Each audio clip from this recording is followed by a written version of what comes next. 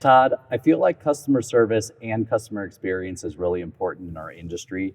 Our job is to inform, advise, educate, as well as you want to make sure that the customer remembers you and experiences the repair in a positive way. How do you feel like you guys define customer service? Sure, Andy. Sure. So service for us, its basic is just how we treat the customer, right? But at the end of the day, it's much more than that. It's how accessible are you, both inside your business and outside? Do you answer emails? Do you answer replies on your website? Are you quick to answer the phone? Do you have fresh coffee and water in there, right? Do you meet the customer on a first name basis and remember their name when they walk in the door? All those little things, I think, add up for a good customer service. I agree. And then there's customer experience, which I feel like is different. Customer experience is that wow factor during the repair and after the repair. Did you create a memory? Is the customer going to go back to their friends or family and tell them about the repair and tell them the special things that you did? Customers might forget you after a week if they don't have a great experience, and they'll never remember your name for the next time they might need you. Or 5 months from now, or a year from now, or 5 years from now, they'll actually remember that experience, as well as their friends are going to be asking them, "What body shop did you use?" And they'll be able to actually tell them.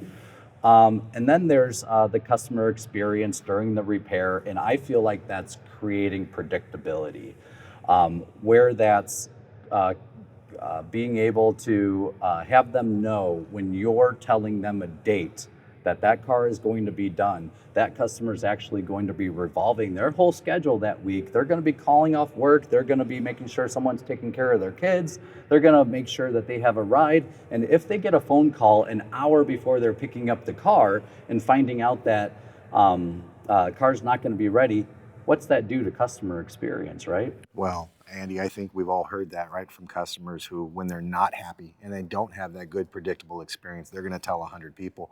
But when it is a good experience, they're going to go out and tell 10, 15 people right off the bat.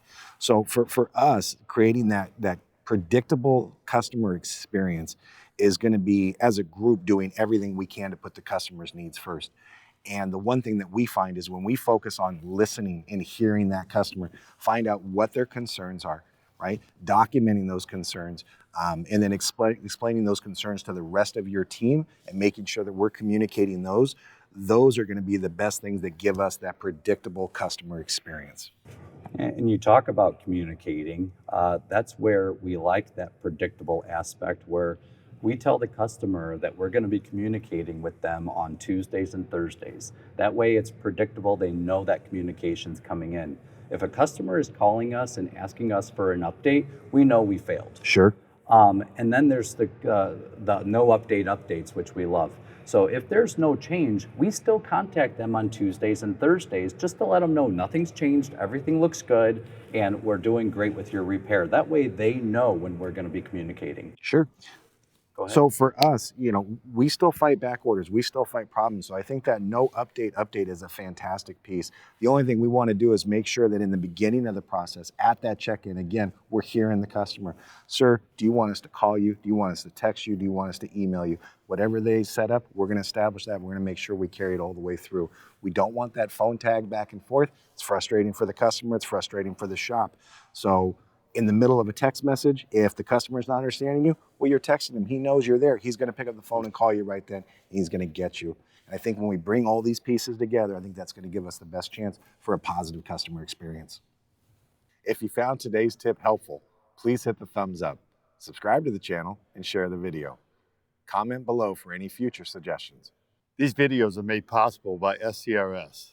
If you aren't currently a member, I encourage you to join. Visit scrs.com or use the link in the description below.